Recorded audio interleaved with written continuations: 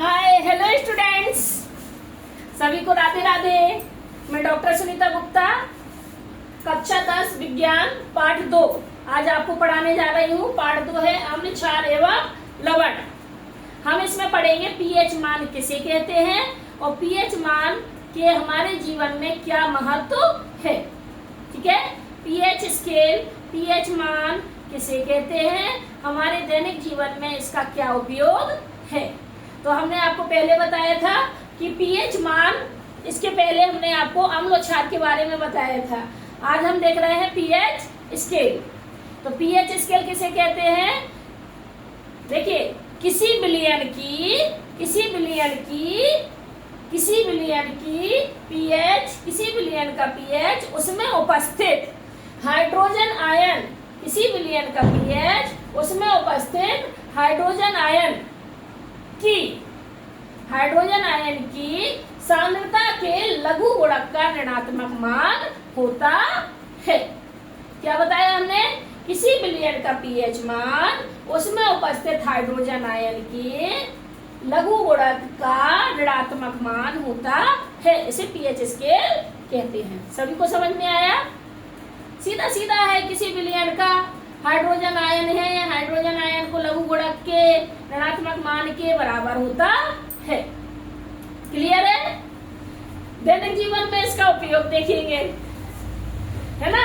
तो जो हमारा शरीर है, हमारे शरीर का जो खून होता है, खून का पीएच हमेशा कितना होना चाहिए, 7 से 7.42 के बीच में होना चाहिए। खून का पीएच हमारा कितना है, 7 से 7.42 के बीच में होना चाहिए। अम्लीय वर्षा के जल का जो पीएच मान है वो हमेशा 5.6 होना चाहिए।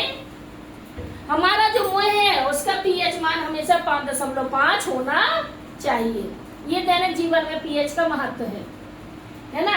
क्या बताया हमने, हमारे शरीर का जो रक्त है उसका पीएच 7 से 7.4 के बीच, 4.2 के बीच में होना चाहिए। अम्लीय वर्षा के जल का पीएच मान हमेशा 5.6 होना चाहिए और मुंह का पीएच 5.5 होना चाहिए।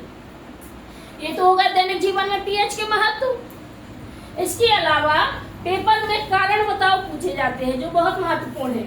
पहला कारण आता है कि यदि मुंह का पीएच का मान, अपना जो मुंह होता है, इस मुंह के पीएच का मान यदि कम हो जाए तो क्या होता है, कम हो जाए तो क्या होगा। तो हम क्या लिखेंगे, यदि हमारे मुंह का पीएच मान 5.5 से कम हो जाता है तो हमारा दंत क्षय, दांतों में क्षय, दांत घुलना चालू हो जाते हैं, दांत घुलना चालू हो जाते हैं, जिसे दंत क्षय कहते हैं। तो इसमें परिभाषा भी पूछी जाती है, दंत क्षय किसे कहते हैं। तो हम लिख देंगे कि हमारे मुंह का पीएच 5.5 से यदि कम हो जाता है तो दंत क्षय शुरू हो जाता है। अगला पूछा जाता है, अम्लीय वर्षा किसे कहते हैं, या वर्षा के पीएच का मान 5.6 से कम होने पर क्या होता है। दोनों प्रश्न आते हैं पेपर में। कारण बताओ भी आता है, अम्लीय वर्षा किसे कहते हैं, परिभाषा लिखिए भी आता है। तो वर्षा का जल का पीएच मान 5.6 होता है। यदि 5.6 से कम हो जाए तो उसे अम्लीय वर्षा कहते हैं। क्या कहा हमने, वर्षा का जो जल होता है उसका पीएच 5.6 से यदि कम हो जाए तो उसे क्या कहते हैं, अम्लीय वर्षा कहते हैं। क्या कहते हैं, अम्लीय वर्षा कहते हैं। और अम्लीय वर्षा का जीवों पर क्या प्रभाव पड़ेगा, जीवों पर संकट आ जाएगा। जब पीएच मान पानी, क्योंकि जो वर्षा का पानी होता है वो नदी नालों में जाएगा, नदी नालों में मछली जानवर आदि पाए जाते हैं, और वह अगर पीएच कम बढ़ हो जाता है तो उसमें सरवाइव नहीं कर पाएंगे, उनकी मृत्यु हो जाएगी। तो जलीय जीवन पर संकट आ जाता है।